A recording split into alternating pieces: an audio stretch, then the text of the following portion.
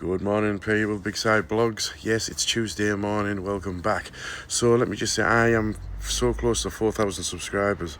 If you could just click that button at the bottom, it would help me absolutely massively, and it lets me know that you're watching and I can put some content up to you. Right. Another thing is TOMMO. Oh my God, he's been arrested and he's just been released. Now, what's he done? I don't know yet. We'll find out. We'll find out in due course with the next video. But until then, can I just say, if you like what I'm doing and what I'm bringing to you on a daily basis, the best I can, a lot of footage and videos you're not getting to see. I'm able to winkle it out the best I can. If you like what I'm doing, you can help me out by me a coffee. Just at the top there, top right hand side, click on there.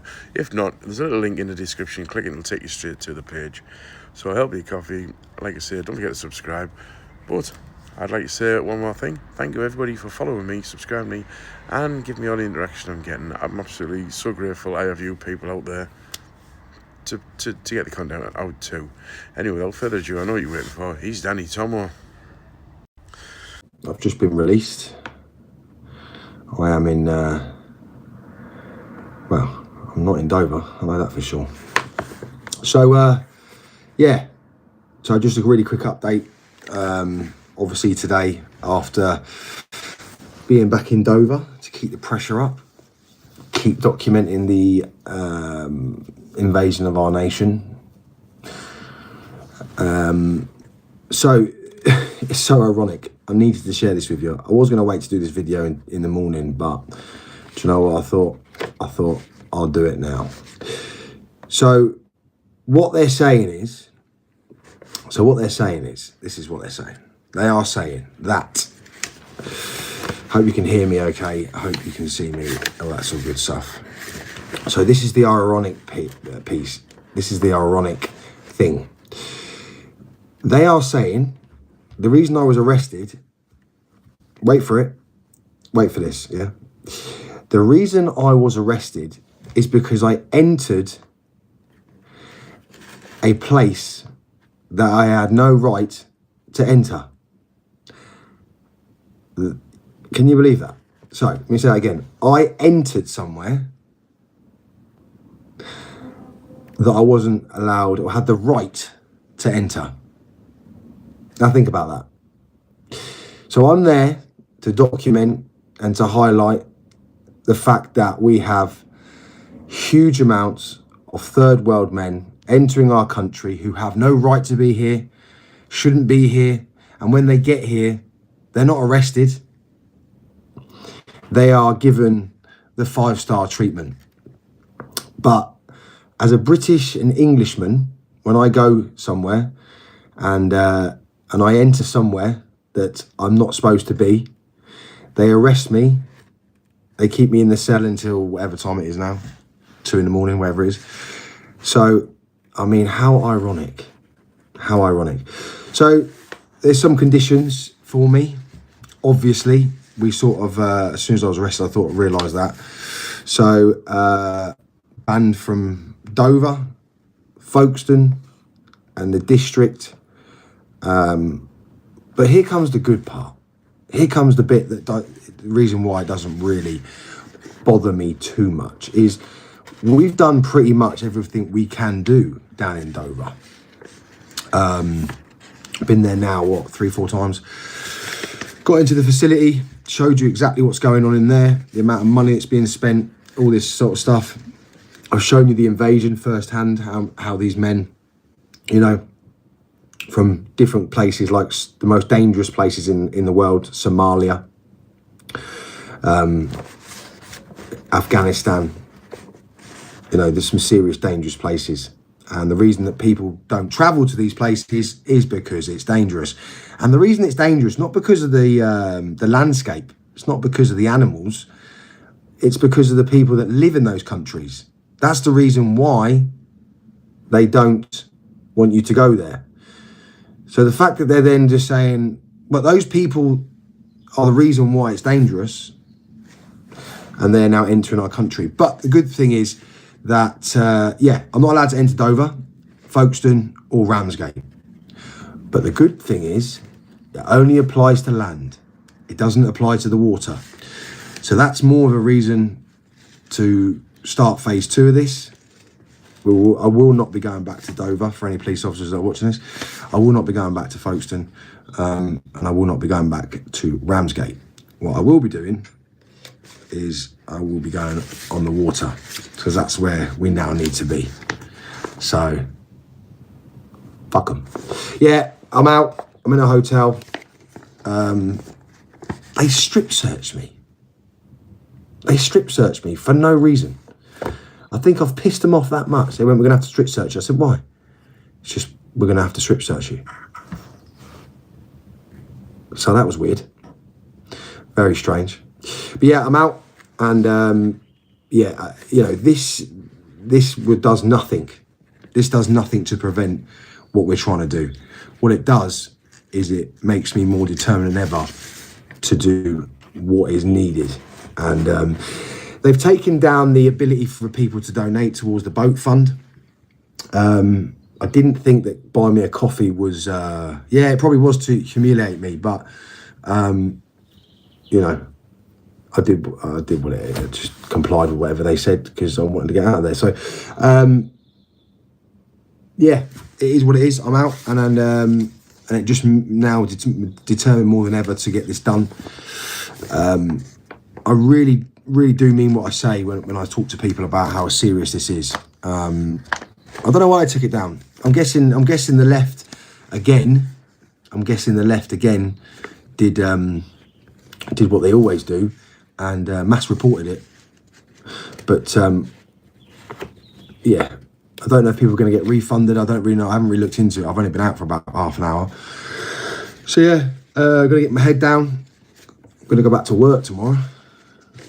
Go back to work, and then we'll start preparing for. I was supposed to view some boats today, some really high-tech boats. Fortunately, that couldn't happen for obvious reasons. So we're now going to have to do that somewhere else. The coast, the south coast, is a long stretch of. There's a long stretch, so we don't need to go anywhere near Dover to get this done. And international waters, I think it's 12 miles out international waters. So that's the plan. The next escalation of this will be on another level, because we're going to show you how things can be done, and how the British government and the authorities could easily do something to prevent this from happening. This is about the safety of our children, the safety of our families, and the future of this nation, because it's all changing very fast. And the reason I do what I do is because I care so much. I'm relentless with it, because it means a lot. And I feel like there's no one else doing it. So, yeah, I'm gonna leave it there. I'm gonna try and get my head down. And everyone that I've had loads of messages, I really appreciate all the support. I've scared the hell out of my family, but everyone's been updated, everyone's happy, everyone's fine. So yeah, I'm going to sort out a way to make sure that people can donate to this fund tomorrow, in a way that it can't be taken down. I need to do some more research. I was told that buy me a coffee was all right. Clearly not. So we're going to go a different route. Like I said, the boat will be purchased on a live stream, so everyone is fully aware of it, where their money goes, and it has gone. I think that transparency is really key with this. I want you to have trust in me. I'm doing this for the right reasons. So yeah, we're going to do the live stream once we get the funds, enough of the funds to purchase the boat that we need. Everything will be done. And for those that think it's going to get confiscated, if you think we're just going to, you know, openly put it on the water where everyone can see it, and yeah, you're very highly mistaken. There are hundreds of boats in the English Channel at one given time.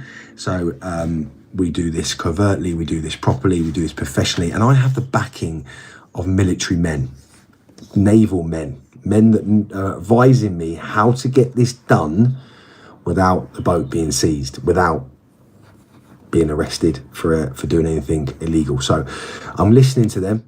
We're having meetings. We're going to have meetings either this week or next week, depending on how long it takes me to finish my job that I've got to go and start tomorrow. And then we'll get this in. This is not some sort of stunt. This is proof that something can be done, and that they're not doing it. They're just not doing it. So yeah, bit strange one. I thought the boats were coming in today, so I got up at 3 o'clock yesterday morning, travelled down to where did I go to? Went to London, picked the lads up, then drove down. We sat in a cafe, watching all the boats.